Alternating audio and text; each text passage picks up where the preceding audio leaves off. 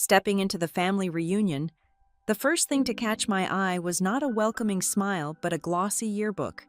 Beneath each relative sat a prestigious career title.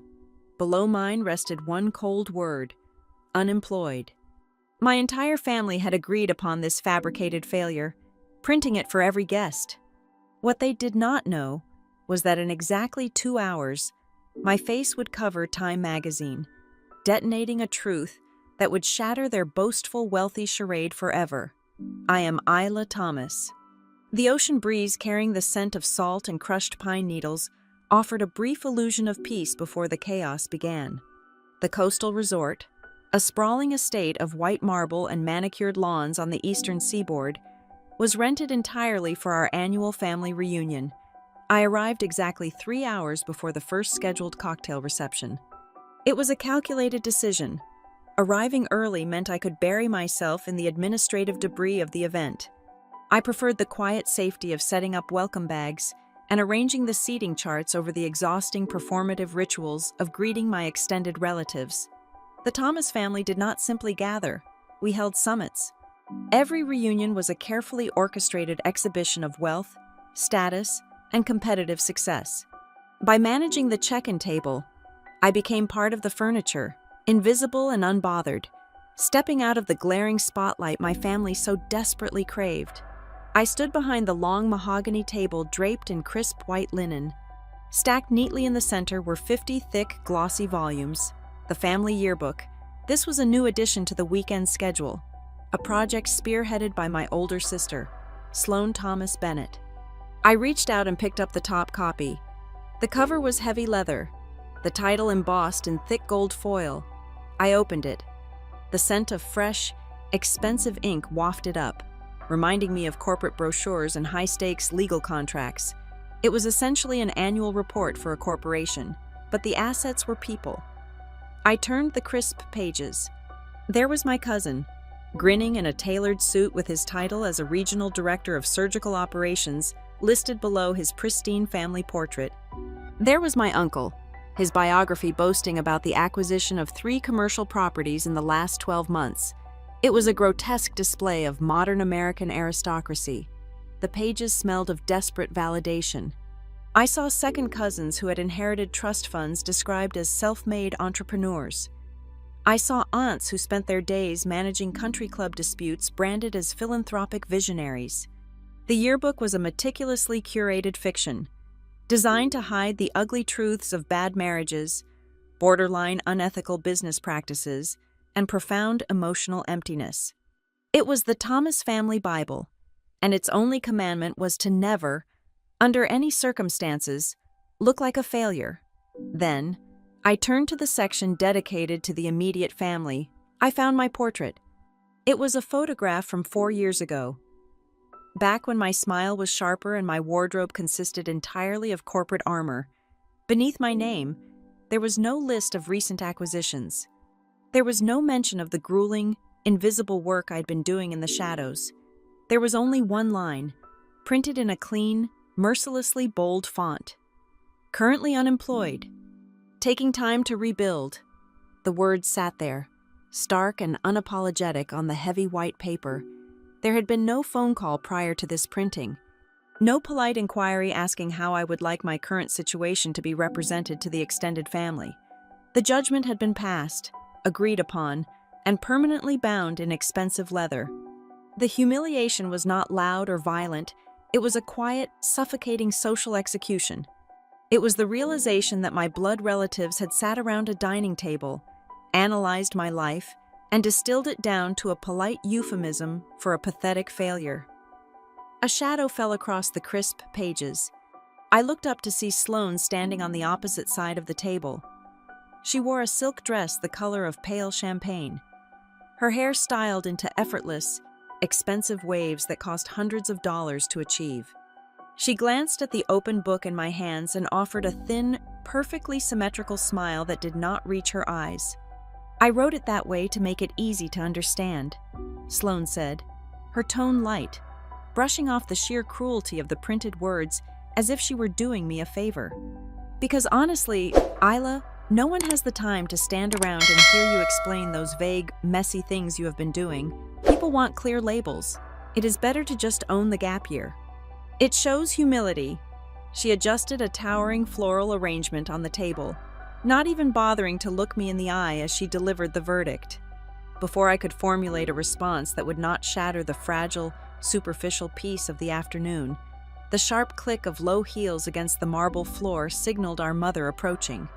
Our mother was a woman whose entire nervous system was tethered to public perception. She moved with a frantic energy hidden beneath a pastel designer suit. Her eyes darted from the open book in my hands to my face, instantly sensing the rigid tension in my shoulders. "Isla, please," our mother whispered, her voice tight with suppressed panic and a familiar, exhausting pleading. "Do not make a scene out of this, not today. We have the in-laws arriving in less than 45 minutes. There are business partners, society friends, and people we have known for 30 years coming to this dinner. Keeping our dignity intact is far more important right now than debating the semantics of your career choices. Just let it go." Before the suffocating weight of her words could fully settle into my chest, my father materialized beside us. He was a man who viewed his family as an extension of his own professional brand. He placed a heavy, grounding hand on my shoulder, physically steering me a few steps away from the main thoroughfare, isolating me from Sloane and my mother. He leaned in, his voice dropping to a low, conspiratorial murmur. "Listen to me," he instructed gently, though there was a core of iron beneath the soft delivery. "If anyone starts asking questions tonight, just look them in the eye and say, 'You are doing freelance consulting.' It sounds significantly less bad than being unemployed. It implies you are still in the game, just between lucrative contracts. Do not give anyone a reason to look down on you or pity you. We are Thomases. We do not do pity. Freelance consulting, the universal corporate translation for being lost at sea." My father believed he was throwing me a life raft, but in reality, he was just handing me a better-looking anchor. He could not fathom that a person might intentionally step off the ladder. In his world, you were either climbing or you were dead. I nodded slowly, offering him the silent compliance he desperately needed to get through the evening.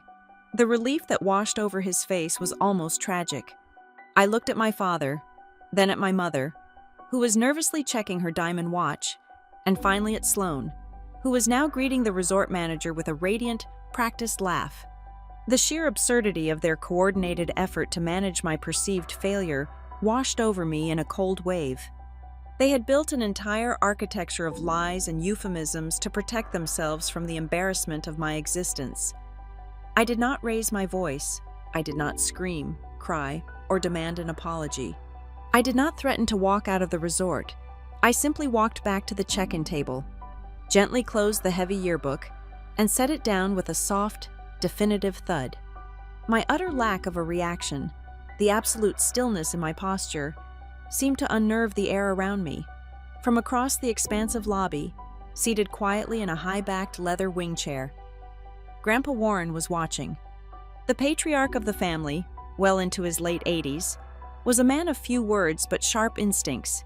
He said absolutely nothing, making no move to intervene. He just observed me with narrowed, assessing eyes. Amidst the frantic image management of my parents and the smug satisfaction of my sister, Grandpa Warren was the only one who recognized a dangerous calm that did not belong to a defeated woman. Exactly at that moment, a muted buzz vibrated against my hip. I reached into the pocket of my slacks and pulled out my phone. The screen lit up with a secure, encrypted message from a blocked number. It contained only 2 short sentences. "Embargo still holds. Midnight confirmed." I read the words once. The cold, heavy stone of humiliation that my family had tried to place in my chest dissolved instantly into something sharp, electric, and utterly lethal. I locked the screen immediately, the display turning black, slipping the device back into my pocket as if it were nothing but a passing breeze. I smoothed the front of my shirt, perfectly composed, ready to play the invisible, unemployed role they had so carefully scripted for me. knowing full well that the stage they were standing on was rigged with dynamite. The first wave of guests breached the lobby doors exactly on the hour. They arrived not with the warm, chaotic embrace of long-lost relatives eager to reconnect, but with the calculated, predatory precision of delegates descending upon an elite industry convention. The valets outside were running frantically, parking an endless stream of sleek European sedans and oversized, pristine luxury vehicles. Inside, the grand foyer of the resort quickly transformed into a high-stakes networking mixer disguised as a bloodline celebration. As each family unit checked in at the front desk, they were immediately handed their pristine copy of Sloane's meticulously crafted yearbook. It was a masterclass in social conditioning. It was fascinating and entirely sickening to watch the immediate shift in their collective behavior. They held the heavy gold-embossed volumes exactly like programs at an exclusive corporate awards ceremony. Before initiating a conversation, before even making genuine eye contact across the crowded room, I watched aunts, uncles, and distant cousins discreetly flip to the index, locate a name, and scan the listed career achievements. They needed to ascertain the current market value of the person they were about to speak with before committing to a simple hello. My cousins descended upon the cocktail area displaying the ultimate American success package. They looked like stock photos generated for a wealth management brochure. They wore tailored linen suits, silk blouses, and expensive watches that cost more than a standard vehicle, their voices booming with the practiced, hollow confidence of people who have never been told no. There was Marcus, the sports medicine physician, standing near the bar and loudly detailing the complex knee reconstruction he had just performed on a starting professional athlete. Next to him stood Elena, the brand director for a massive global cosmetics conglomerate, casually dropping the names of international celebrities she had supposedly dined with last Tuesday evening. Then came Grant, the litigation attorney turned aggressively popular financial podcast host, holding a glass of 20-year-old scotch and lecturing a captive audience of younger relatives about maximizing real asset portfolios in volatile urban markets. They spoke in a rapid-fire, exhausting dialect of corporate buzzwords. They talked about leveraging synergies, optimizing personal bandwidth, executing hard pivots, and establishing total market dominance. To be in their presence was to be aggressively pitched to an endless commercial for their own magnificent existences. Sloane naturally absorbed the frantic energy of the room like a perfectly engineered solar panel. She had positioned herself strategically near the physical center of the grand hall, bathed in the soft, flattering light of a massive crystal chandelier. Whenever a new guest approached her orbit, she extended a perfectly manicured hand, allowing them to read the invisible, glowing marquee flashing directly above her head, Senior Regional Vice President at Belmere Development. The title was a heavy, impressive weapon, and she wielded it with ruthless, practiced grace. Belmere was not just any standard firm. They were currently the rising titans of urban development across the wealthy coastal states, rapidly acquiring massive tracts of land and launching highly publicized revitalization projects. People looked at Sloane with a potent mixture of deep, biting envy and reverent awe. She was the undisputed golden child of the evening, the walking, talking, undeniable proof that the Thomas family bloodline bred absolutely nothing but high-yield, aggressive winners. Our mother acted as Sloane's personal, unpaid public relations manager. She glided through the increasingly crowded room, her hand lightly resting on the small of Sloane's back, physically steering her successful daughter toward the most influential older relatives and the wealthiest family friends in attendance. Our mother's voice was a loud, melodic trill of absolute pride as she introduced the senior vice president over and over again. But that flawless performance violently fractured the exact moment her anxious gaze landed on me standing near the periphery. Whenever an inquisitive guest turned their attention my way, my mother's bright, camera-ready smile instantly tightened into a rigid, panicked line. She would physically step in front of me, throwing her body into the conversation like a protective shield made of pure social anxiety. She spoke in hushed, hurried tones, frantically wrapping my entire existence in sugary, pathetic euphemisms. She confidently told a retired federal judge that I was bravely exploring new horizons. She informed a prominent local socialite that I was taking a much-needed restorative sabbatical to focus entirely on personal wellness and spiritual alignment. She sold my perceived failure with the desperate, sweating energy of a corrupt real estate agent trying to offload a condemned house with a crumbling foundation before the roof caved in. Not everyone in the room accepted the politely sugar-coated narrative. Aunt Patricia, a wealthy widow whose entire personality was built on delivering passive-aggressive observations, marched straight through the crowd toward me.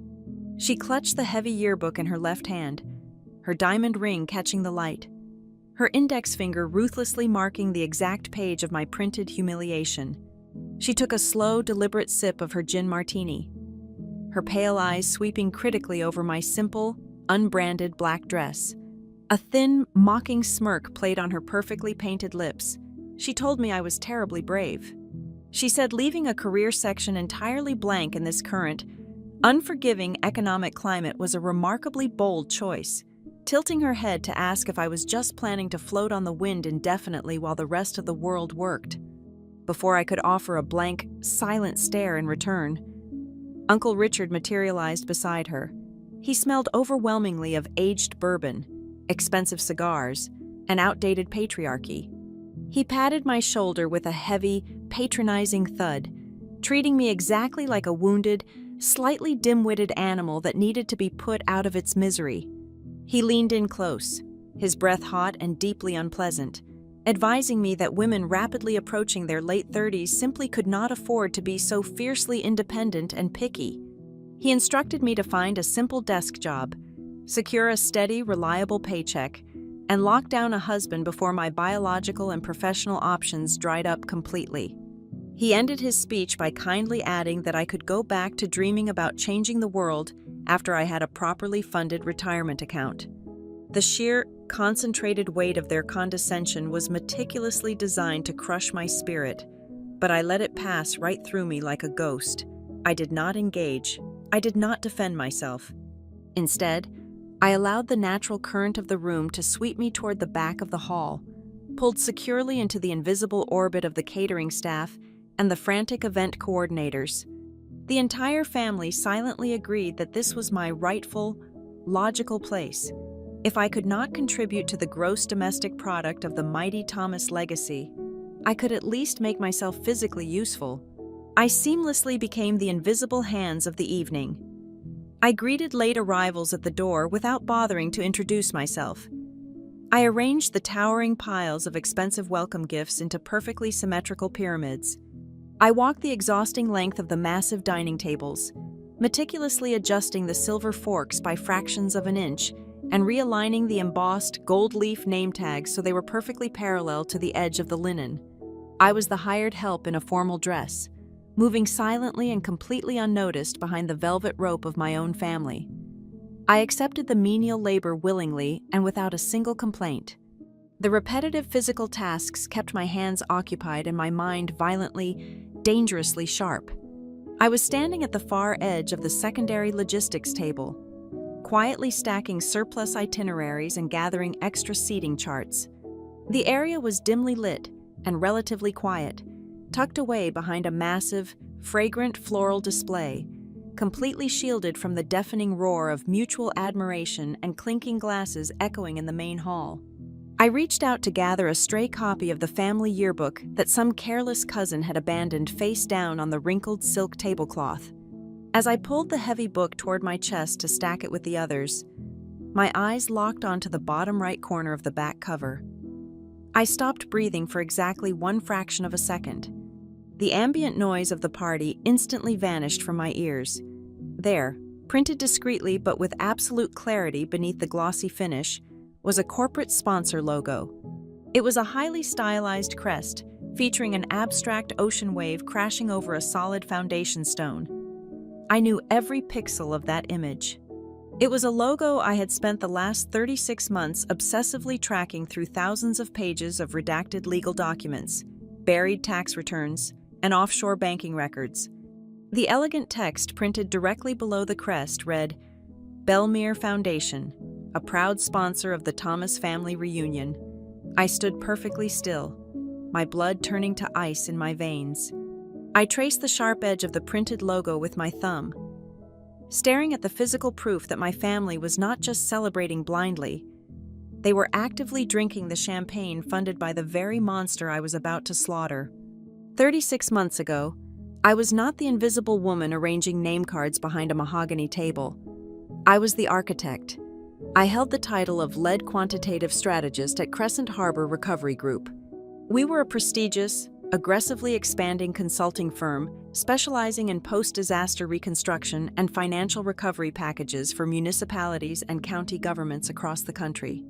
I was the absolute golden child of my bloodline long before Sloan ever claimed the throne. My life was a high-speed blur of first-class airport lounges, tailored wool suits, and high-level municipal budget meetings. I spoke the only language my family truly respected and understood. I talked endlessly about aggressive growth metrics, strategic municipal alliances, and securing multi-million-dollar government contracts. My parents used to parade my achievements at dinner parties like a prized racehorse.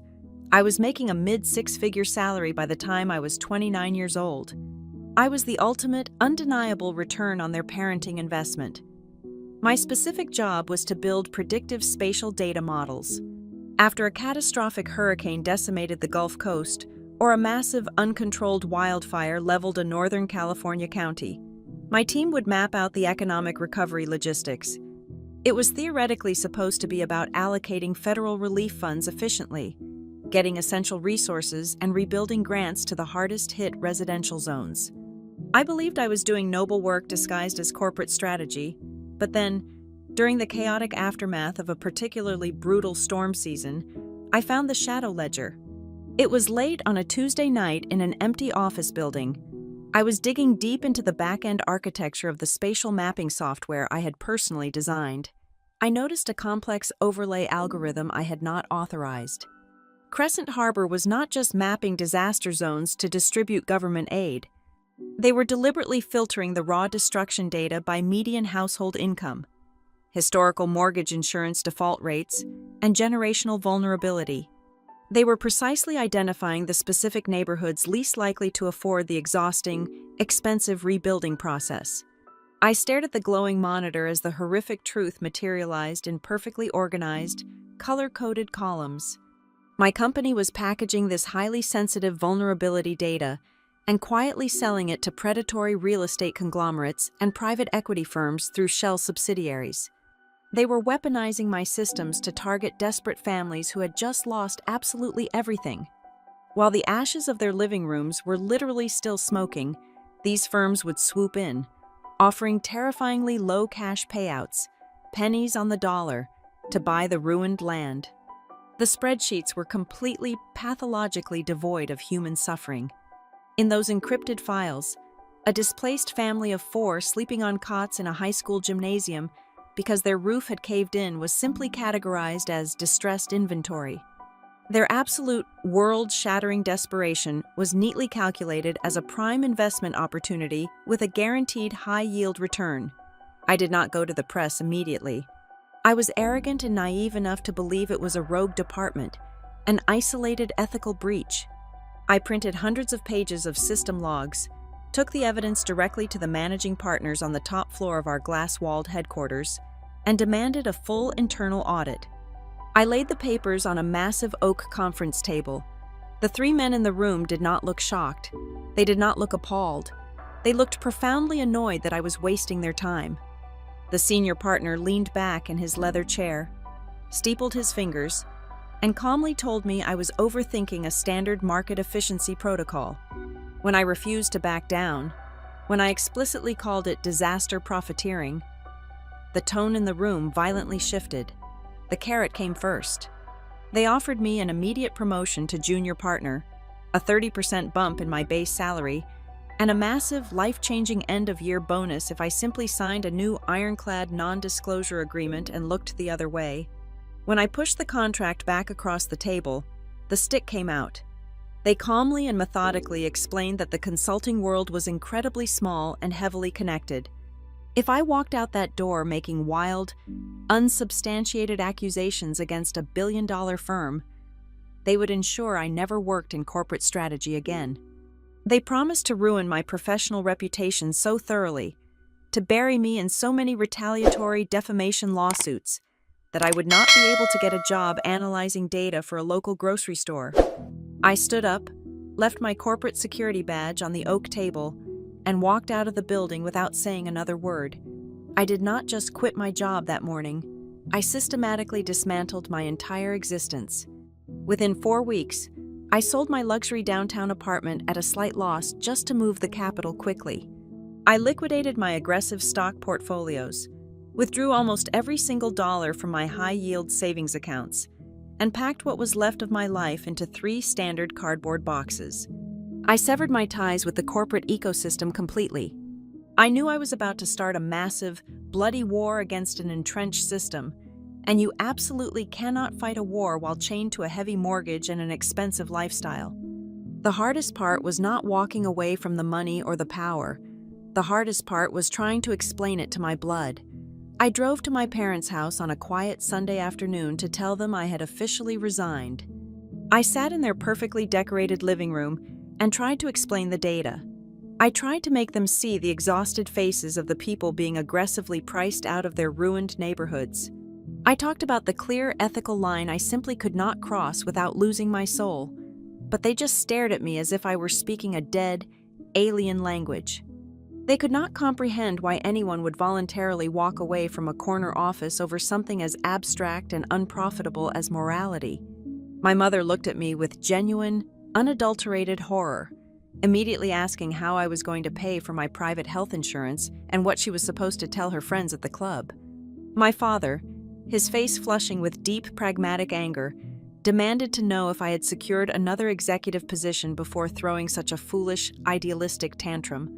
When I told them I was starting from scratch, operating in the shadows to fight the very system I helped build, their eyes completely glazed over. They only heard one thing. Their daughter had just thrown a prestigious, highly lucrative career into the garbage for a vague, childish ideal. From that Sunday afternoon onward, my family took the messy, uncomfortable truth of my moral stand and aggressively sanitized it. They rewrote my history to fit their rigid capitalist worldview. In their minds, I had not made a principled, calculated exit. I had suffered a tragic mental collapse. I was a victim of severe corporate burnout. I had simply cracked under the immense pressure of high-level expectations. I became the tragic cautionary tale of the family, the brilliant girl who flew too close to the sun, failed spectacularly, and was now too terrified to rejoin the real world. It was infinitely easier for them to believe I was weak and directionless than to accept that the very economic system they worshipped and profited from was fundamentally rotting from the inside out. They built a comfortable, padded narrative around my perceived failure, treating my silence as absolute defeat. They were completely unaware that while they were pitying me, handing me name tags at a resort, and printing my failure in a glossy book, I had spent the last 36 months quietly and meticulously building the guillotine. The void I stepped into after leaving the corporate world was not empty. It was waiting to be built upon. I did not spend my days recovering or searching for a new corporate master to serve. Instead, I founded a small, fiercely guarded organization named Atlas Ledger. I established our base of operations in a cramped, windowless leased office located above a noisy dry cleaner on the edge of the city. In the beginning, there were only 4 of us. I recruited a brilliant, deeply cynical data engineer who had been quietly blacklisted from the major tech sectors for exposing a massive privacy breach. I found a ferocious housing aid attorney who had spent her entire professional life fighting illegal eviction notices in heavily marginalized, underfunded districts. I brought on a resilient field coordinator who used to manage logistics for international medical missions before burning out on endless bureaucratic red tape. And then there was me, the architect who knew exactly how the enemy designed their financial fortresses. Our objective at Atlas Ledger was never to build a flashy brand or launch a glossy public relations campaign. We had absolutely no interest in corporate visibility or securing vanity profiles in business journals. Our sole unwavering purpose was to trace the blood money. We hunted down every single diverted disaster relief dollar, every highly suspicious local land buyout contract, and every twisted insurance claim that miraculously favored the massive developers over the displaced, grieving residents. We built an entirely new, heavily encrypted investigative system. We operated with the precision and paranoia of a military intelligence unit. We cross-referenced obscure public property records with hidden local vendor contracts.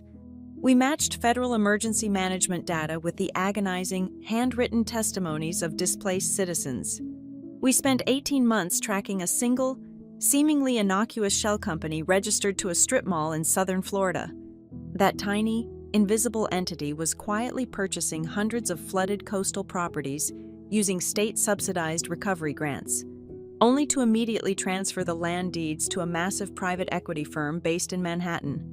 We manually connected the signatures, the banking routing numbers, and the filing dates until the web was undeniable.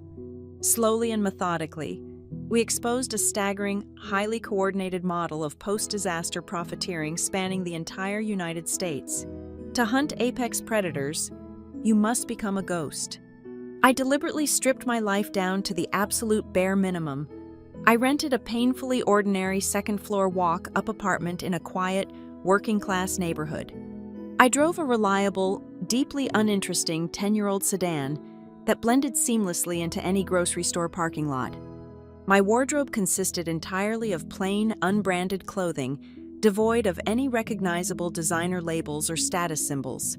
I completely abandoned all social media platforms, deleting my digital footprint with surgical precision. I stopped attending the lavish, self-congratulatory business conferences and charity galas my family so deeply cherished. Because our daily operations involved aggressive whistleblowing, complex federal litigation, and protecting vulnerable witnesses from severe corporate retaliation, my actual name rarely appeared on any public documents. I existed in official court filings and massive investigative dossiers merely as a set of redacted initials or hidden entirely behind the sterile, generic title of lead strategic director. My family looked at the austere, quiet surface of my existence and saw only a terrifying void. They measured a successful life through a very specific, rigid set of metrics. Because I had not secured a wealthy husband to elevate my social standing, because I was no longer boasting about securing massive corporate contracts over holiday dinners, and because I was no longer posting carefully curated photographs from business-class airport lounges, they reached the only conclusion their narrow worldview allowed. They decided I was stagnating. They looked at my disciplined anonymity and diagnosed it as a shameful, irreversible failure to launch. Their pity was infinitely more exhausting than their scorn. My mother had recently taken to mailing me physical clippings from women in business magazines, highlighting articles about late-stage career pivots, always accompanied by a sticky note urging me to simply try again. My father had stopped asking about my daily activities entirely. He preferred to discuss the weather or his lawn care regime, treating my professional life as if it were a terminal illness that we must politely ignore to keep the peace. They needed me to be broken so they could remain whole. They required my perceived failure to act as the dark, contrasting background against which their brilliant, heavily mortgaged successes could shine even brighter.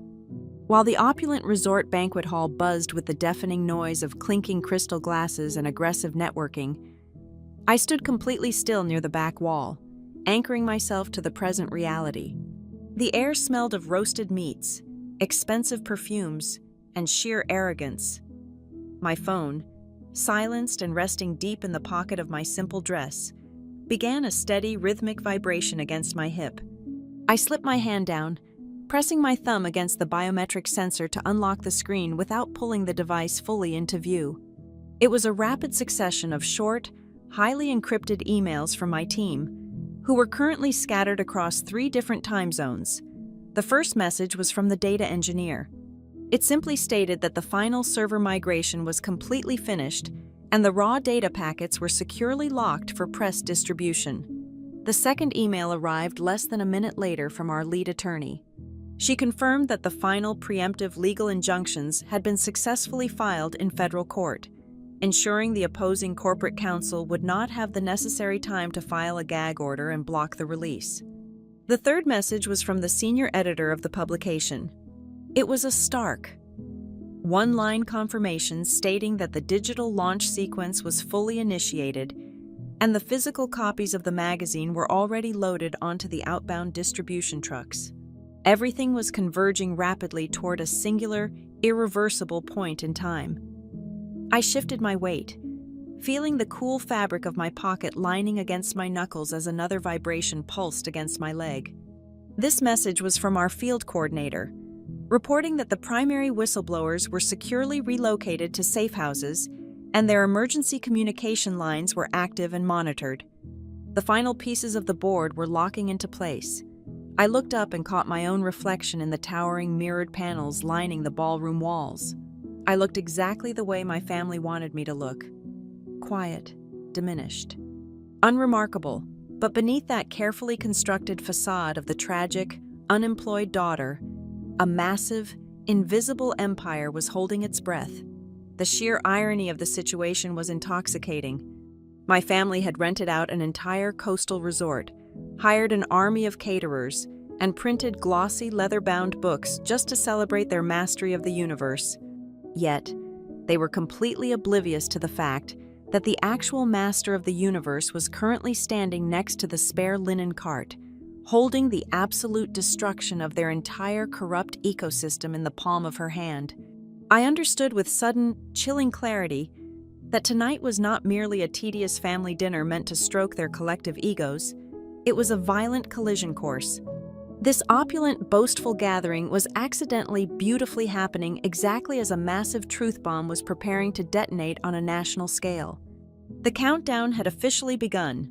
The fuse was lit, and there was absolutely nothing anyone in this grand, echoing room could do to stop the incoming shockwave. The transition from the grand foyer to the expansive outdoor terrace was seamless, marked only by the shift from forced, echoing laughter to the low, predatory hum of corporate networking mingling with the sound of crashing ocean waves. The sky above the coastal resort was bruised with the dark purple and deep orange hues of a dying sun. Waitstaff in immaculate white uniforms circulated with military precision, balancing heavy silver trays loaded with crystal flutes of vintage champagne and delicate, overpriced appetizers. I stood near the far edge of the stone balcony, leaning slightly against the cold marble balustrade, holding a simple glass of sparkling water with a twist of lime. I had intentionally positioned myself downwind of the main gathering, a silent, unobserved ghost lingering on the absolute perimeter of their lavish celebration.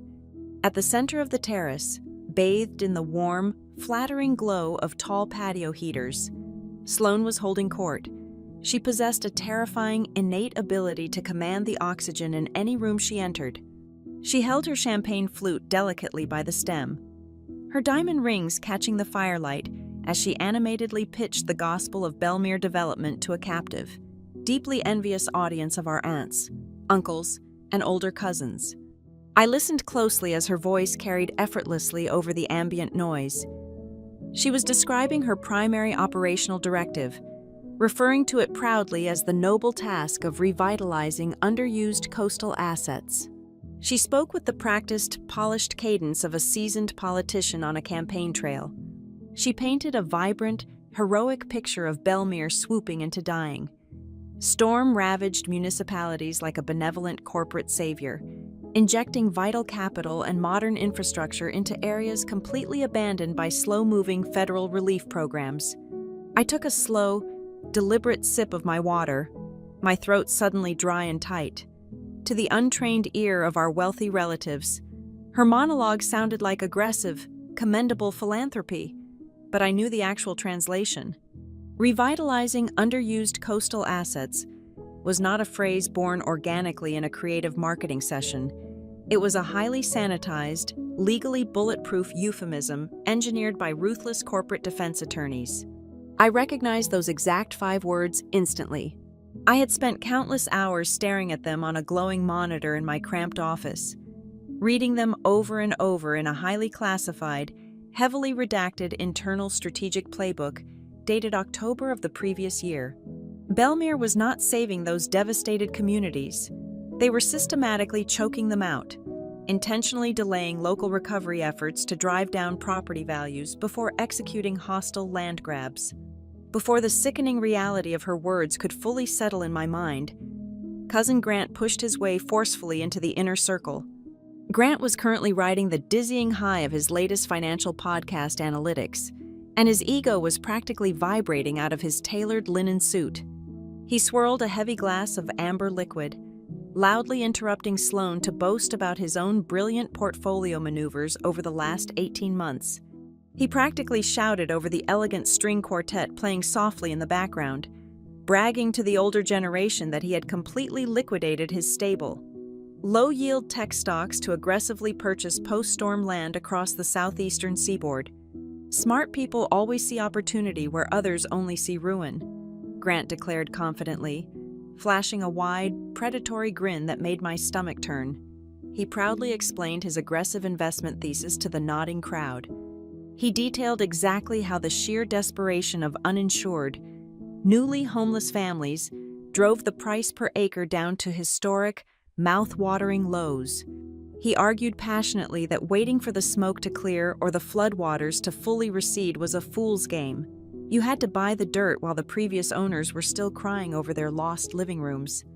It was raw, unfiltered vulture capitalism stripped of all human empathy, and he was actively demanding a round of applause for his sociopathic financial foresight. Uncle Arthur, a man who had built his own considerable fortune executing ruthless corporate liquidations during the late 80s, immediately raised his glass of dark scotch in a gesture of profound respect. He offered a booming, cheerful toast to Grant and Sloane, praising the younger generation for possessing the cold, iron stomach required to turn chaos into value. The surrounding relatives murmured in solemn agreement, eagerly clinking their expensive crystal glasses together. I gripped the edge of the marble balustrade so tightly my knuckles turned completely white. The cold night air suddenly felt thick and suffocating in my lungs. It was a horrifying, paralyzing revelation. The complete absence of empathy was not an isolated character flaw found only in Grant or Sloane. It was the foundational bedrock of the Thomas family bloodline. They had successfully and thoroughly normalized extreme callousness. They did not view massive human tragedy, the tragic loss of generational homes, or the destruction of entire neighborhoods as a crisis requiring compassion or aid. They viewed it purely as a temporary market inefficiency waiting to be ruthlessly exploited for maximum personal gain. Unable to let Sloane monopolize the spotlight for too long, my mother aggressively inserted herself into the conversation. She smoothed the front of her expensive designer dress and proudly announced to the entire group that the Belmere Foundation had generously provided a substantial six-figure financial grant to underwrite our luxurious reunion banquet tonight. She framed the massive corporate donation as a direct testament to Sloane's immense value and undeniable influence within the executive board. Hearing this public declaration, my father immediately stepped forward, adjusting his silk tie with a smug, deeply self-satisfied expression. He could never resist claiming his own share of the credit for any family victory. He casually mentioned how he had leveraged his decades of local political goodwill to assist Sloane's firm. He boasted loudly that he had personally signed several formal letters of recommendation, using his pristine, established reputation to help the Belmere Foundation bypass tedious bureaucratic red tape and secure private, closed-door meetings with zoning boards and city councils along the eastern seaboard. He puffed out his chest, genuinely believing he was playing the role of the benevolent, powerful patriarch, opening vital doors for his highly successful daughter. I stopped breathing entirely. The ambient noise of the party, the crashing waves, the string quartet. Everything vanished into a sharp, ringing silence in my ears. The disparate pieces of the puzzle aggressively snapped together in my mind, forming a terrifying, high-resolution picture of impending doom. The corporate sponsor logo printed on the back of the family yearbook. Sloane holding a senior executive title at the absolute core of the corruption. my mother acting as an enthusiastic social liaison, laundering their toxic reputation through elite local charity networks. My father eagerly providing political cover and local access with his own signature.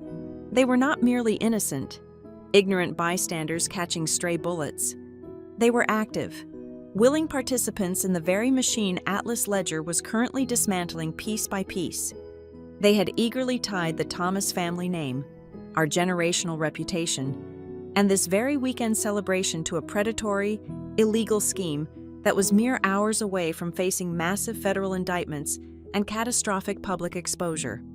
The conversation reached its sickening peak when Sloan leaned in closely to the group, lowering her voice to a conspiratorial, highly theatrical whisper. She revealed to the breathless crowd that Belmere Development was currently finalizing a monstrous, unprecedented land acquisition deal down on the Gulf Coast. She bragged that this single transaction would secure thousands of acres of highly distressed waterfront property. She confidently declared that once the final ink dried on those specific contracts, the board of directors had guaranteed her an immediate promotion to a national executive director position. She was already mentally spending her massive completion bonus, entirely oblivious to the terrifying fact that those specific, fraudulent Gulf Coast contracts were currently sitting in heavily encrypted files on the desks of the most ruthless investigative journalists and federal prosecutors in the country. I remained absolutely silent in the shadows of the balcony. I did not step forward to offer a forced, congratulatory smile. I did not interrupt their collective, arrogant delusion with a single word of warning. For the first time all evening, the fundamental dynamic of the universe shifted entirely. This was no longer a petty, exhausting domestic drama about my wealthy family looking down on my supposedly failed, unemployed existence. The stakes had officially escalated far beyond personal humiliation. I was watching my own flesh and blood eagerly dig their own social and financial graves with golden shovels. They firmly believed they were standing on the absolute summit of American success, looking down on me with intense pity. But I was the only person on that terrace who fully understood that they were actually standing completely blindfolded at ground zero, smiling happily right next to the very system I was about to violently, permanently obliterate. The resort staff smoothly herded the entire congregation from the breezy oceanfront terrace into the grand ballroom just as the sun dipped completely below the horizon. The transition was signaled by the soft chiming of crystal water glasses and the booming voice of the event coordinator echoing over the state-of-the-art sound system. Inside the cavernous room, the sheer, unadulterated scale of the Thomas family ego was currently being projected onto a massive canvas drop screen dominating the front wall. It was time for the family spotlight, a supposedly lighthearted, affectionate tradition that actually served as yet another thinly veiled arena for competitive boasting and social hierarchy reinforcement. I took my assigned seat near the back of the room, intentionally positioned far away from the central tables, heavily reserved for the highest earners and the loudest voices. The heavy crystal chandeliers dimmed to a soft glow. A rhythmic, aggressively upbeat pop song pumped through the hidden speakers. The digital presentation began. We were subjected to a rapid-fire succession of polished photographs and highly exaggerated accolades. I watched as my cousins beamed brightly next to their newly purchased sailboats, and my uncles shook hands firmly with prominent local politicians. Each slide featured a nostalgic, slightly embarrassing childhood photograph, paired instantly with a current, highly expensive professional headshot, followed directly by their official corporate title and a supposedly witty, affectionate description written by the committee. The room roared with supportive, thunderous applause after every single transition. Then, the upbeat music abruptly faded out, replaced by a deliberately awkward, comedic sound effect that resembled a record scratching to a violent halt. The massive screen flashed bright white before settling on a photograph of me. It was not a recent image. It was a candid, slightly out-of-focus shot, taken during my sophomore year of college, well over a decade ago. I was wearing an oversized gray sweatshirt, my hair pulled up into a messy, frantic knot, looking utterly exhausted and slightly lost while balancing a massive stack of library books. Beneath that severely outdated image, there was no professional headshot to balance the narrative. There was no mention of the grueling corporate hours I used to work or the massive data systems I had built. There was only a block of bold, imposing black text. Still figuring life out? Currently unemployed. Love's disappearing for months at a time. The sheer, calculated cruelty of the projection hung heavily in the air, magnified to 10 feet tall for absolute, undeniable clarity. For one agonizing, suspended second, there was total silence in the grand ballroom. Then, the laughter began. It rippled through the space in highly distinct waves. From the front tables, where Sloane and her immediate inner circle sat, bathing in their own superiority, the laughter was loud, sharp, and entirely intentional. It was the distinct sound of victors openly mocking the vanquished. From the peripheral tables, the chuckles were softer, nervous, and profoundly awkward. Distant relatives shifted uncomfortably in their upholstered dining chairs, quickly averting their eyes, deeply troubled by the display, but entirely unwilling to disrupt the established family hierarchy to defend me. Not a single person in that room full of blood relatives stood up. Not one voice called out to the audio-visual team to demand the insulting slide be taken down. They collectively swallowed the humiliation and accepted it as a perfectly valid form of dinner theater. The chandeliers slowly flickered back on to full brightness, leaving a heavy, suffocating atmosphere in their wake. Aunt Helen, a woman whose primary hobby was aggressively judging the life choices of younger women under the guise of deep Christian concern, leaned heavily across the white linen tablecloth. She reached out and patted my hand with a cold, clammy palm. Her voice dripped with a thick, condescending sympathy that made my skin crawl. She told me she knew the current job market was simply dreadful and unforgiving for people without a clear, marketable direction. She offered to speak personally with the head pastor at her local parish first thing on Monday morning.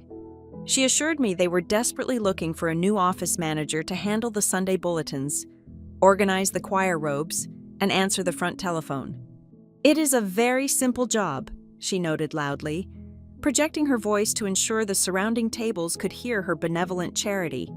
"But at least it offers strict daily discipline, a desk with actual colleagues to talk to, and basic dental insurance. You really cannot afford to be wandering aimlessly at your age anymore, Isla." Before I could politely decline her insulting, pathetic offer to manage church newsletters, Grant seized the golden opportunity to pile on. He leaned far back in his chair, swirling his expensive wine glass, a smug, incredibly knowing smile plastered entirely across his face. He projected his deep broadcasting voice so it carried effortlessly across the dining room, ensuring maximum audience retention.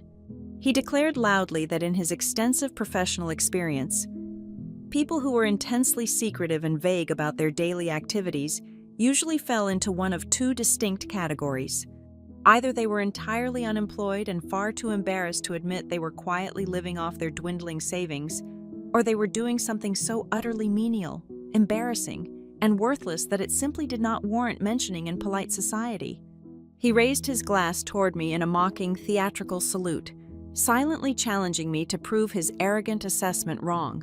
Sloane, practically vibrating with the intoxicating high of a compliant, captive audience, decided it was the perfect moment to deliver the final, lethal blow. She turned fully in her chair, locking her dark, perfectly lined eyes directly onto mine. Her voice was terrifyingly calm and razor-sharp, cutting through the remaining ambient chatter in the room like a surgical scalpel. She stated clearly that the most frightening thing about my current situation was not my complete lack of financial success or my embarrassingly empty resume. She said the truly terrifying part was my absolute, chilling lack of shame regarding my own mediocrity. She told the entire room that I sat there, contributing absolutely nothing of value to the Thomas family legacy, yet I refused to even look properly embarrassed by my monumental failures. She called my silence a profound, unforgivable insult to the relentless work ethic and the prestigious standards of our family name. Every single eye in the immediate vicinity instantly darted toward my father, the patriarchal figure who was theoretically supposed to maintain order and protect his children. I looked directly at him, seated just 2 chairs away from me. I did not ask for a rescue, and I did not expect a grand defense, but I watched closely to see if a single ounce of genuine paternal instinct would override his pathetic, desperate need for social harmony and country club approval. He met my intense gaze for exactly 1 second before his eyes darted rapidly away, staring intensely down at his pristine silver salad fork. He leaned slightly in my direction, his jaw clenched painfully tight, and hissed a familiar, paralyzing command completely under his breath. "Do not make a scene today. Just sit quietly." Those 7 hushed words were the most violent, destructive act of the entire evening. By demanding my absolute silence, by flatly refusing to challenge Sloan or shut down Grant, my father officially validated every single insult hurled in my direction. He legally endorsed my public execution because defending his supposedly failed daughter was simply too socially inconvenient for his brand. The humiliation was no longer just an unkind prank pulled by siblings. It was now the fully ratified law of the family. I remained perfectly still, my face a carefully constructed mask of absolute chilling indifference. I did not flinch, I did not cry, and I certainly did not open my mouth to apologize for existing. The formal dinner service officially commenced, the catering staff flooding the room with heavy silver platters, and the loud conversation gradually shifted back to commercial real estate acquisitions and aggressive stock portfolios. The family moved on effortlessly, completely satisfied that they had successfully put me in my rightful, pathetic place. As the heavy dessert plates were finally being cleared away, the guests began to stand up and mingle around the edges of the room. I slowly stood up from my chair and walked toward the quietest, darkest corner of the ballroom, seeking a brief moment of oxygen away from the suffocating perfume and arrogance. From the deep shadows near the heavy velvet drapes, a solitary figure slowly approached. It was Grandpa Warren. He walked with a polished wooden cane, his steps incredibly slow and deliberate, but his eyes were infinitely sharper than anyone else in the building. He stopped just inches away from me. He did not offer pathetic pity. He did not offer a demeaning job at a local church. He simply looked at my impossibly calm posture, immediately sensing the massive, invisible kinetic energy vibrating violently just beneath my skin.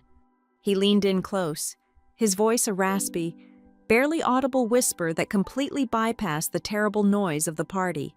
"What are you waiting for, Isla?" he asked. I looked down at the old man, the only person in our entire bloodline who understood that a true predator does not scream loudly before it strikes. I offered him the very first genuine smile I had worn all evening.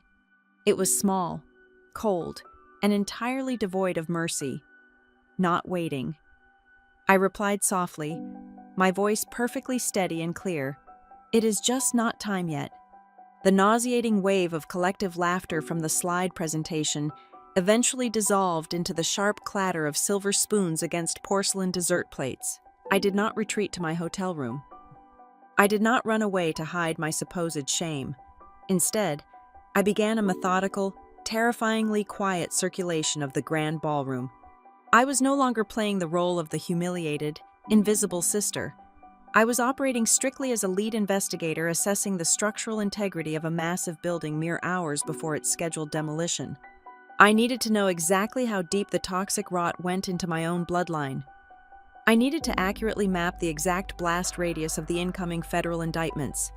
I found my father standing near a towering, intricately carved ice sculpture, swirling a heavy glass of expensive cognac and holding court with 2 prominent local judges. I approached smoothly, wearing a carefully constructed mask of polite, subdued curiosity. I waited for a natural lull in their boisterous conversation before casually asking him about his recent philanthropic networking, specifically mentioning the corporate sponsors he had been loudly championing all evening. He eagerly took the bait. He puffed out his chest, completely oblivious to the invisible legal trap closing tightly around his ankles. He proudly elaborated that his involvement with the Belmere Foundation went far beyond simply signing a few generic letters of introduction to the city council. He bragged loudly, his voice carrying over the string quartet, that he had served as the official honorary chairman for their massive, highly publicized fundraising gala down in Charleston right after the devastating hurricane season last fall. My blood ran completely cold in my veins. Honorary chairman. In the unforgiving eyes of a federal prosecutor or a ruthless investigative journalist, that specific title was not just a meaningless social accolade to be printed on a fancy invitation. It was a highly visible, documented endorsement. My father had willingly lent the pristine, heavily guarded Thomas family credibility to a massive, coordinated fraud operation. He had stood on a brightly lit stage, bathed in the applause of his wealthy peers, and actively encouraged deep-pocketed donors to pour capital into a foundation that Atlas Ledger had explicitly, undeniably linked to dark money laundering and aggressive land theft. He was legally and socially exposed on a catastrophic level. I left him to his arrogant boasting and navigated through the dense sea of silk dresses and tailored linen suits to find my mother. She was hovering anxiously by the elaborate dessert buffet, organizing a plate of miniature pastries with frantic, nervous energy. I stood beside her, picking up a silver dessert fork, and asked a seemingly innocent question about her current term on the regional social committee. She immediately lit up, desperate to prove her own high society value in a room full of overachievers. She enthusiastically detailed how she had personally deliberately invited several key Bellmere regional representatives to join her elite, closed-door charity networks over the past 12 months. She explained with immense pride that integrating these corporate executives into the local philanthropic scene helped establish them as deeply conscientious developers in the eyes of the skeptical community leaders. She had unknowingly acted as their premier, unpaid public relations shield. She was actively laundering their toxic, predatory corporate image through her prestigious social clubs, essentially handing apex predators the exact gilded keys they needed to enter the vulnerable henhouse. Across the expansive room, Sloan was still holding court, her voice echoing with supreme, unchallenged confidence as she dominated a conversation about coastal rezoning laws. I watched her carefully from a distance, analyzing her exact phrasing and her body language. I knew for an absolute fact that the highly touted rebuilding models she was actively promoting to our relatives were deeply, fundamentally corrupt. They were intrinsically tied to pushing out desperate, traumatized residents using highly coercive, aggressive legal contracts and forced buyouts, while the victims were literally still sleeping in temporary emergency shelters. But looking at Sloan, basking in the intoxicating adoration of our wealthy relatives, I realized the most terrifying truth of the entire night. She most likely did not know the actual, brutal mechanics of the devastation she was causing, or even worse, she had willfully, aggressively chosen to ignore the dark reality of her daily operations. She was a highly paid, beautifully dressed pawn, completely blinded by her own skyrocketing salary, her massive performance bonuses, and the intoxicating promise of national executive titles. The harsh legal reality of the impending situation crashed over me with the crushing weight of a concrete block. When the explosive story finally broke, when the national magazine officially hit the newsstands and the federal subpoenas began flying out of Washington, my family would probably not be indicted as the primary architects of the criminal enterprise, but they were standing entirely too close to the blast center to escape the shockwave. They would be violently sucked into the ensuing vortex of public shock and overwhelming social shame. They would face brutal, hours-long legal depositions, invasive witness investigations, and the total, highly public destruction of the pristine social reputation they worshipped above absolutely everything else.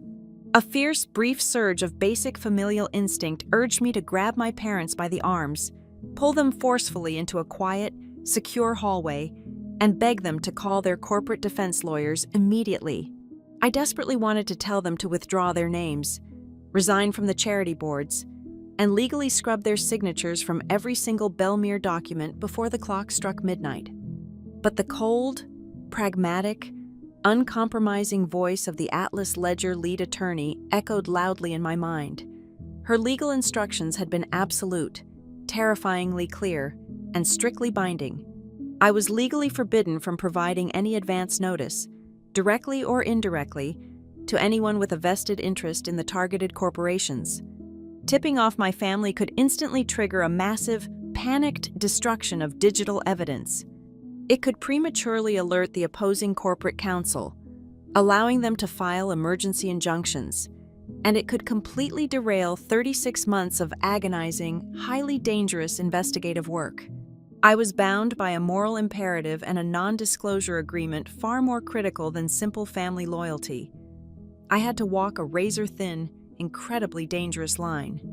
I approached my parents as they reconvened near the main exit doors of the ballroom, preparing to formally bid the early departing guests farewell.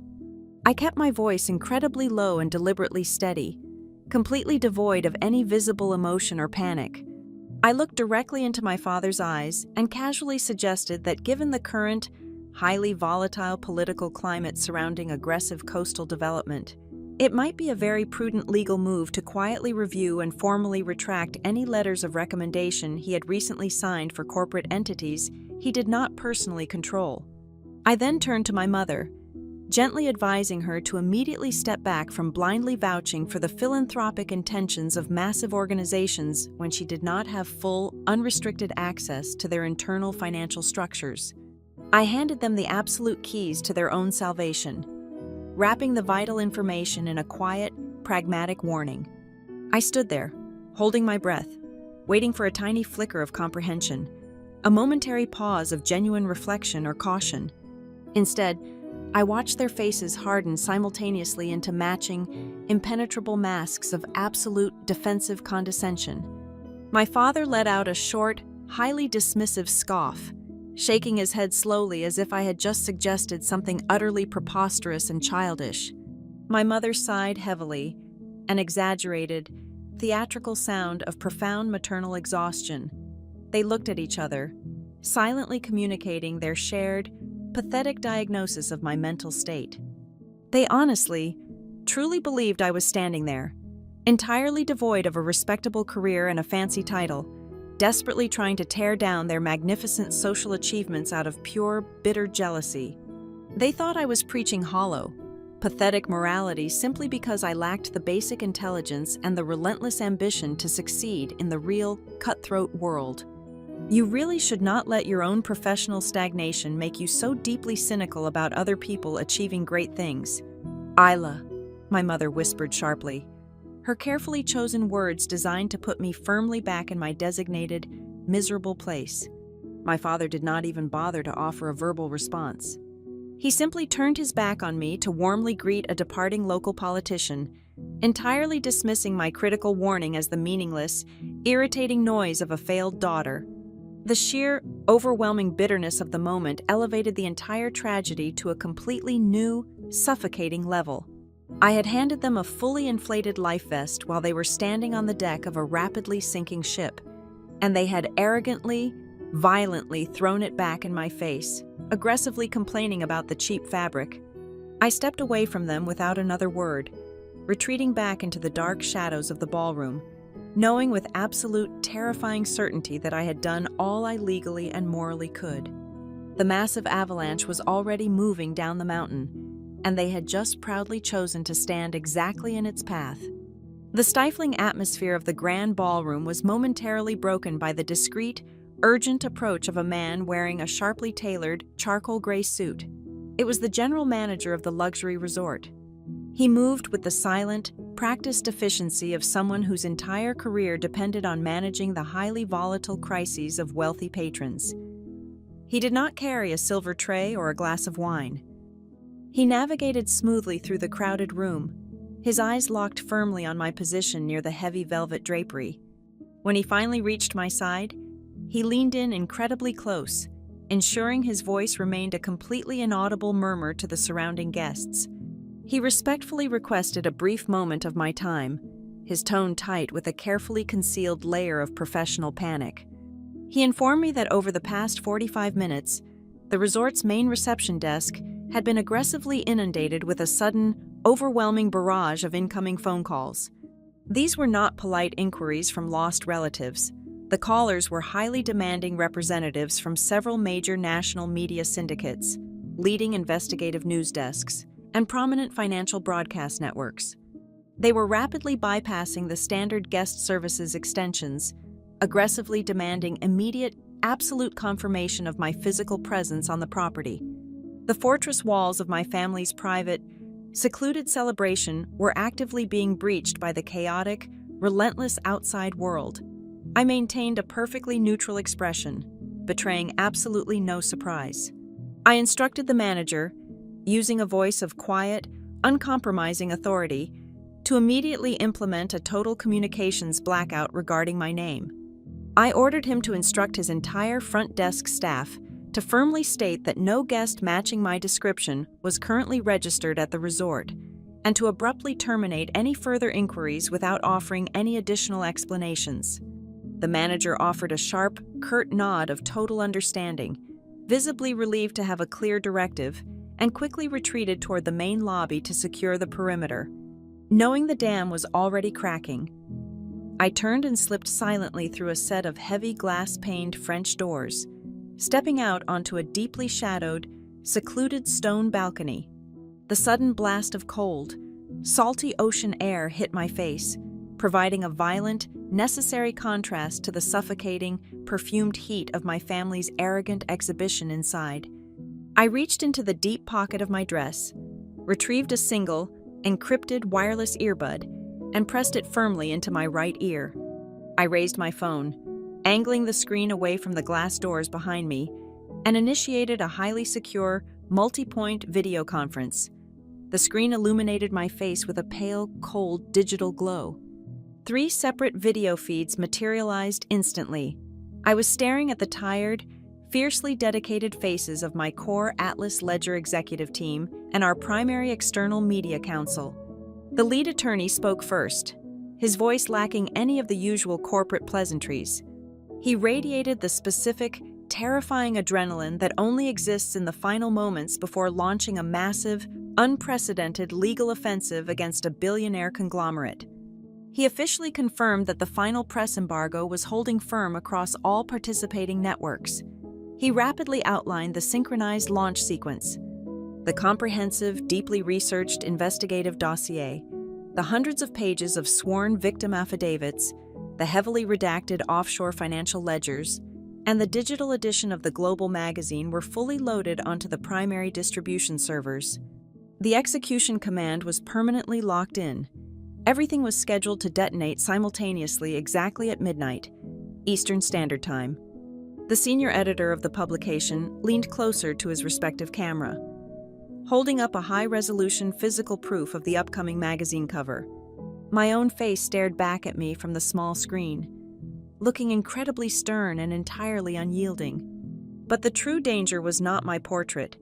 It was the explosive, 30-page investigative payload buried beneath the glossy cover. The lead article did not merely expose a few isolated incidents of corporate greed. It meticulously dismantled a massive, highly coordinated national syndicate of post-disaster profiteering. It traced billions of dollars in stolen relief funds and forced land acquisitions. And sitting squarely at the absolute, undeniable center of this massive, horrifying federal crime ring was Belmere Development, the exact same corporation currently funding the lavish shrimp cocktails and vintage champagne being consumed by my oblivious relatives just on the other side of the glass. The attorney interjected, his expression hardening into an uncompromising mask of absolute legal authority. He delivered a final, severe directive, his eyes practically piercing through the digital connection. He explicitly reminded me that hundreds of millions of dollars in volatile corporate stock, massively complex federal evidence chains, and the physical safety of our highly vulnerable key whistleblowers hung entirely in the balance of these final ticking hours. He strictly forbade me from offering any advanced warning, no matter how subtle, to my parents or my sister. He painted a terrifyingly clear picture of the consequences. If Sloan or my father made one single panicked phone call to a Belmere board member or a corporate defense lawyer, the opposing legal teams could instantly file emergency injunctions, severely compromising 36 months of agonizing, dangerous work. I offered a single, resolute nod, accepting the heavy, isolating burden of my mandated silence, I severed the encrypted connection, and the screen plunged into total darkness. I stood alone in the freezing coastal wind for a long moment, filling my lungs with the sharp air, bracing my nervous system to re-enter the theater of the absurd. As I pulled open the heavy glass door and stepped back into the blindingly bright, echoing ballroom, my path was instantly and aggressively blocked. Sloane materialized directly in front of me, clutching a fresh, brimming glass of expensive rose champagne. Her cheeks were deeply flushed with alcohol and the intoxicating, dizzying high of unchallenged vanity. She looked me up and down, her dark eyes glittering with a malicious, utterly confident amusement. She loudly noted my brief absence, expertly projecting her voice to ensure the cluster of wealthy cousins standing nearby could hear every single word of her impending mockery.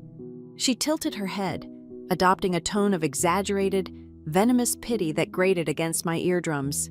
She loudly speculated that I must have been hiding outside in the freezing dark to desperately beg a former corporate colleague for a miserable, entry-level data processing job. Or perhaps, she mused with a cruel chuckle, I was quietly pleading with a disgruntled loan officer to extend my rapidly depleting credit limit. She stepped significantly closer, the overwhelming scent of her expensive designer perfume clashing violently with the crisp scent of the ocean clinging to my clothes.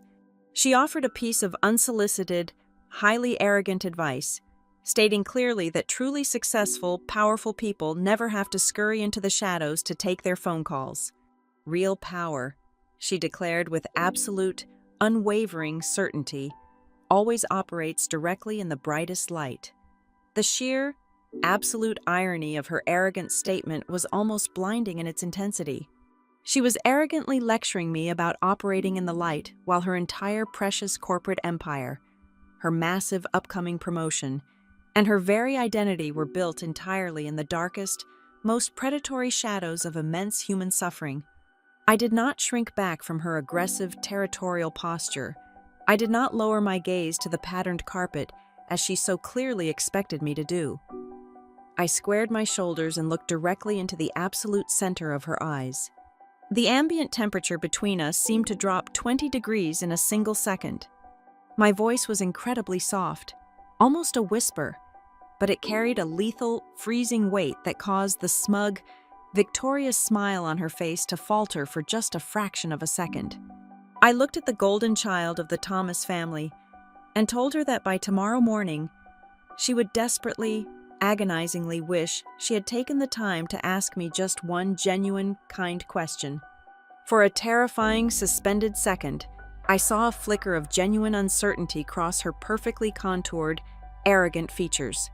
She recognized instantly that my tone did not belong to a defeated, humiliated younger sister begging for scraps of respect.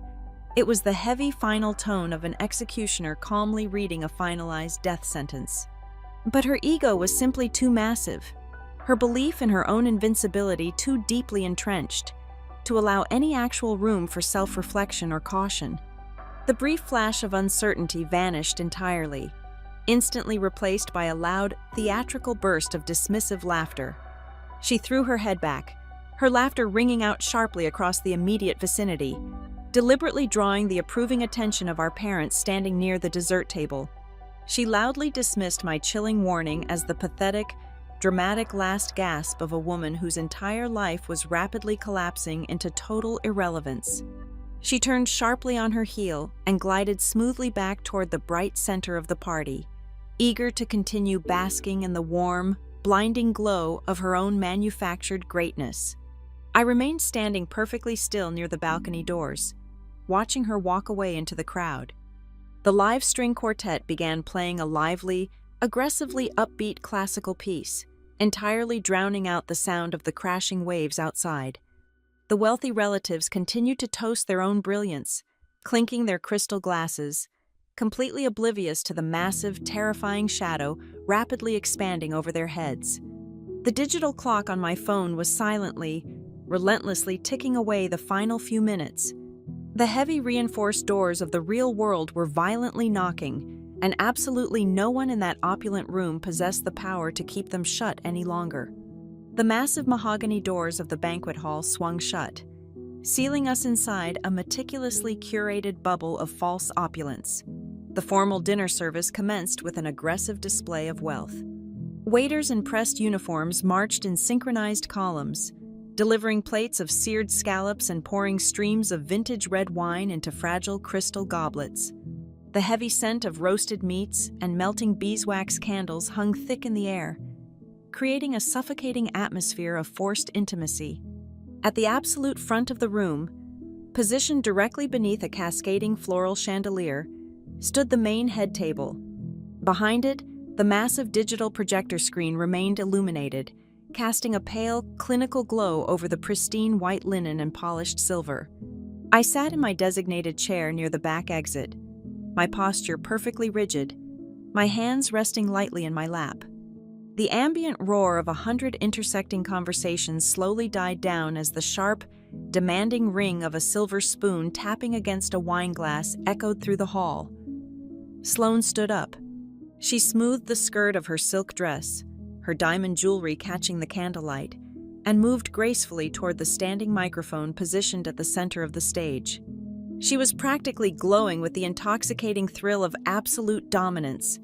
This was her keynote address. This was the moment she had engineered to officially crown herself the reigning monarch of our generation. She began her speech by grandly welcoming our distinguished guests, her voice dripping with practiced corporate warmth. She spoke at length about the enduring legacy of our bloodline. She used heavy, imposing words. She declared that our family has always valued those who build, those who contribute, and those who represent the absolute standard of excellence. She paced the stage slowly, making deliberate eye contact with the wealthiest uncles and the most successful cousins. Every single sentence was a carefully constructed brick in a towering wall, designed entirely to separate the worthy from the worthless.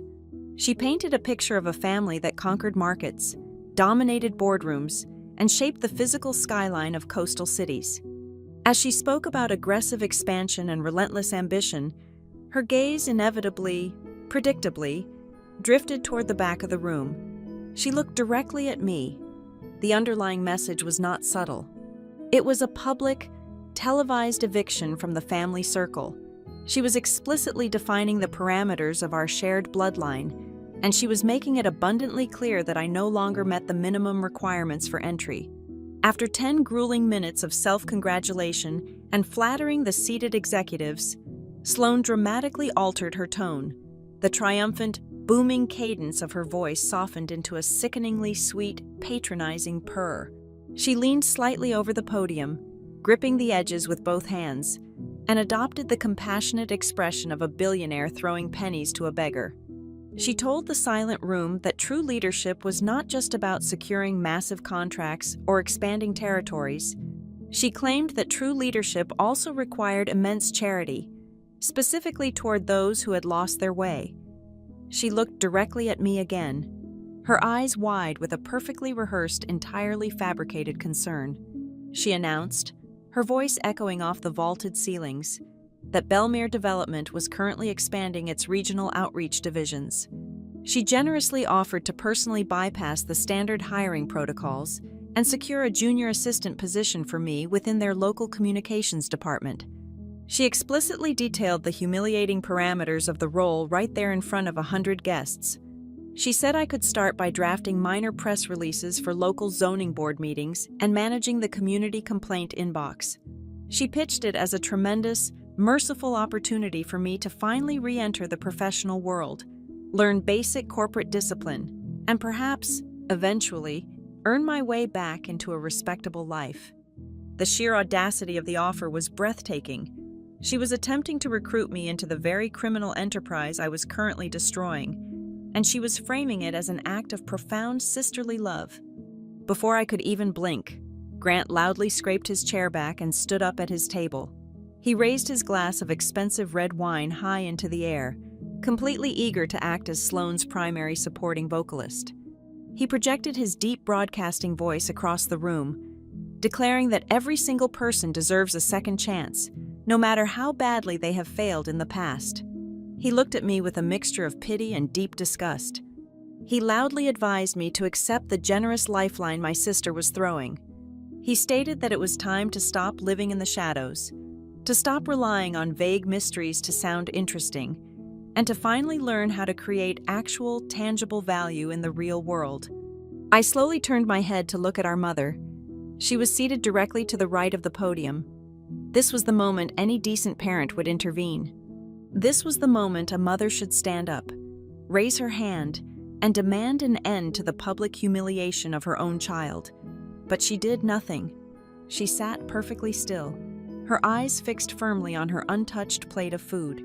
She took a slow sip of her water, deliberately refusing to meet my gaze.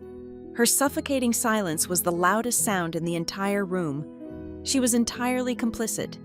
She had fully accepted my role as the designated sacrificial lamb, perfectly willing to let her youngest daughter be transformed into a brutal educational example to elevate her eldest.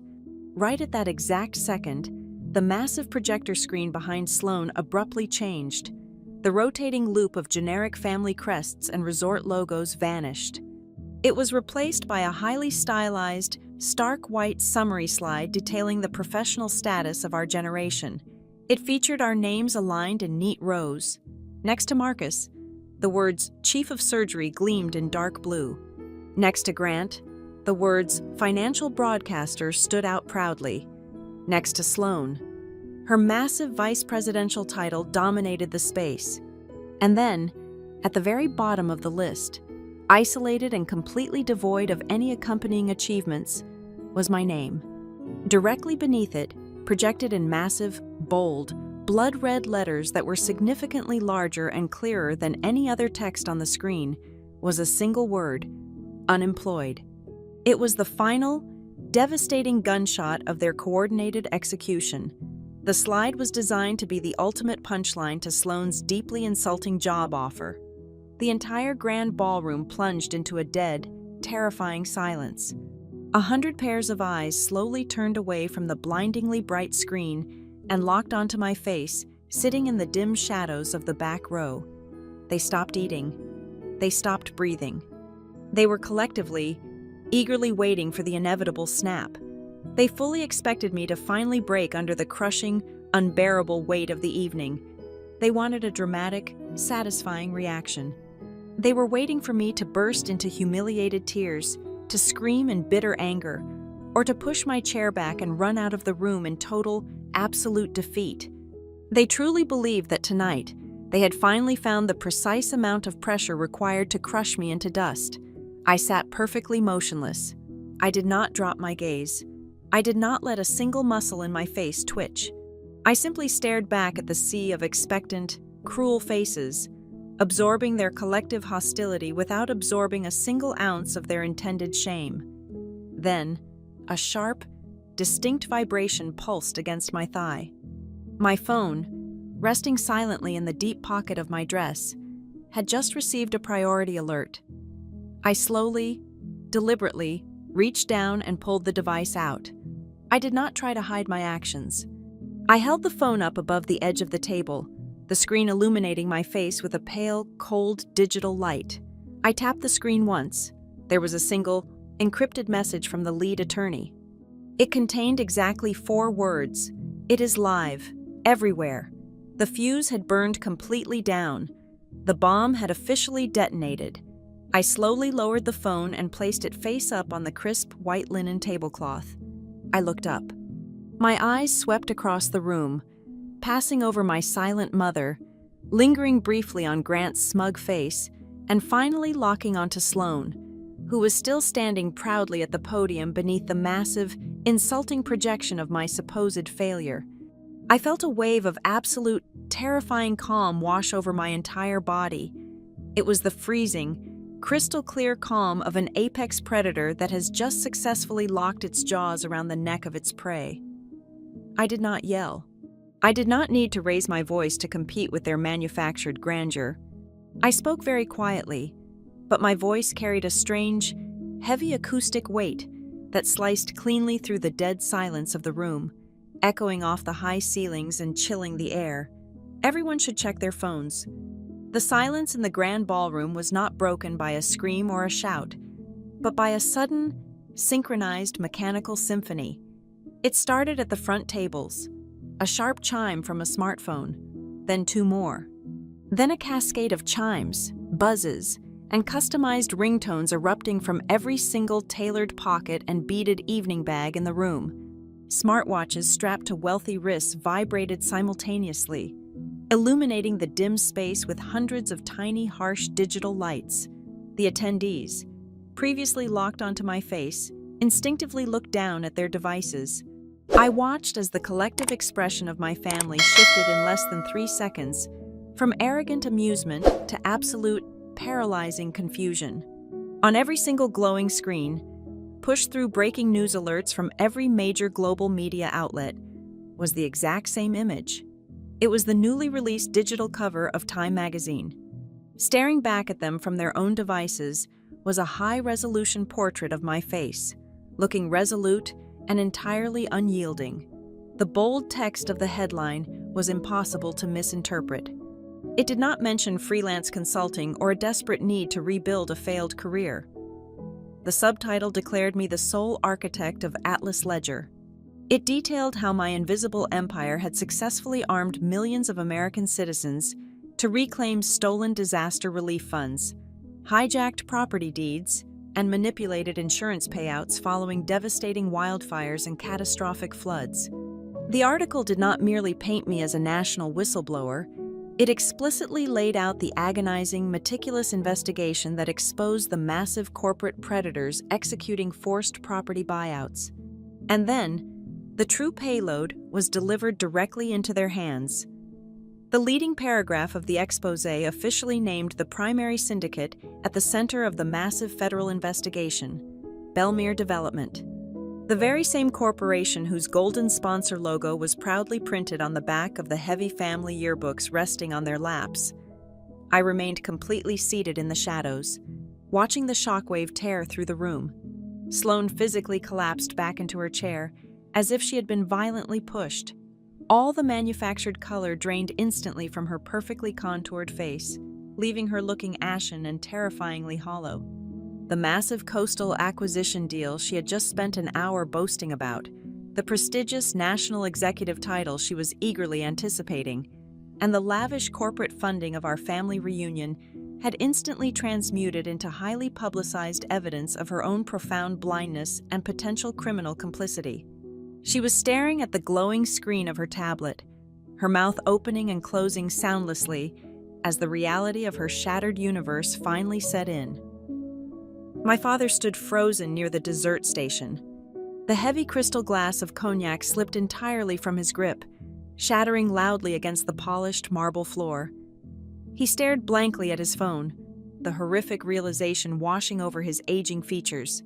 He finally understood that those prestigious letters of recommendation he had so eagerly signed, the ones he thought proved his immense political influence, had been ruthlessly weaponized to grant social legitimacy to a predatory system. He had unknowingly handed the keys of his pristine reputation to the architects of a massive fraud. He had spent decades carefully cultivating a pristine image of conservative wealth and undeniable respectability.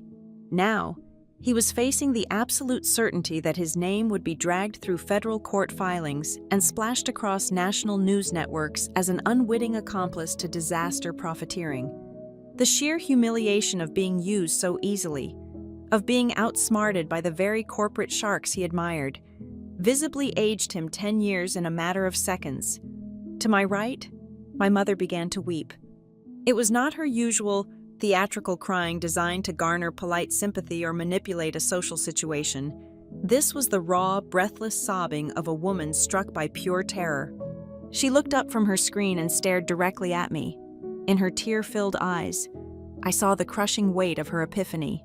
She realized, in a single, devastating moment, that she had spent the last 3 years actively labeling the strongest, most capable person in our entire bloodline as a pathetic failure, simply because my success could not be easily categorized by her superficial country club vocabulary.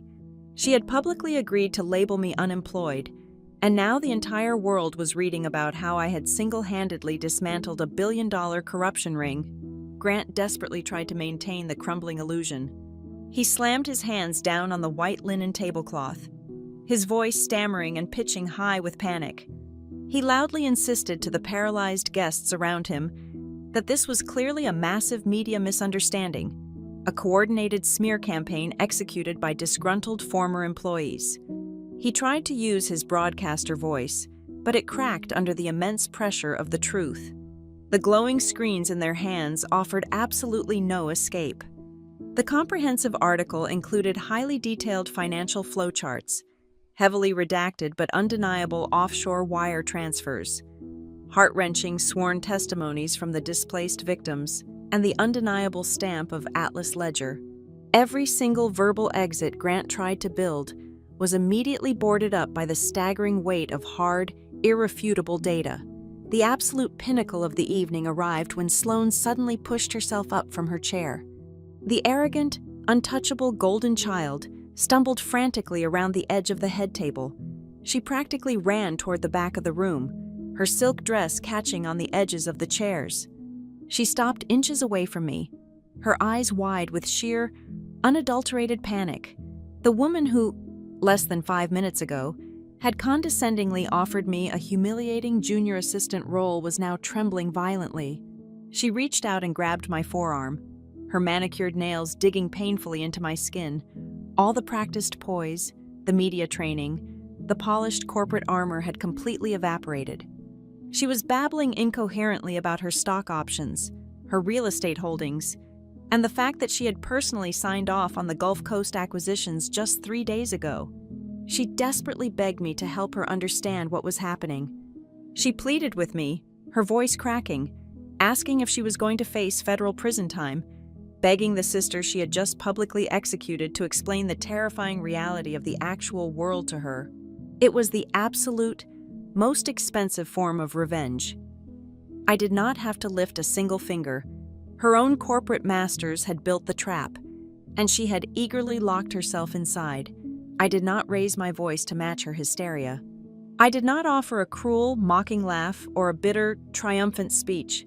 I simply looked at her shaking hands and then up at the hundreds of terrified faces staring at me across the silent ballroom. I spoke with a quiet, lethal clarity that carried to the furthest corners of the room. I told them I did not orchestrate this specific night to humiliate anyone. I explained that the family had eagerly and voluntarily written my pathetic role for me, while the absolute truth simply arrived exactly on its scheduled timeline. While the entire room remained frozen in terror, illuminated only by the glow of the breaking news alerts in their hands, I quietly pushed my chair back and stood up. I walked slowly and deliberately toward the heavy mahogany exit doors. I did not stay to bask in the glow of their destruction. My true victory was never about securing my face on a magazine cover or watching my family crumble in a banquet hall. My victory was knowing that the forgotten, desperate people outside those walls finally had someone powerful enough to drag them out from under the crushing wheels of that corrupt machine.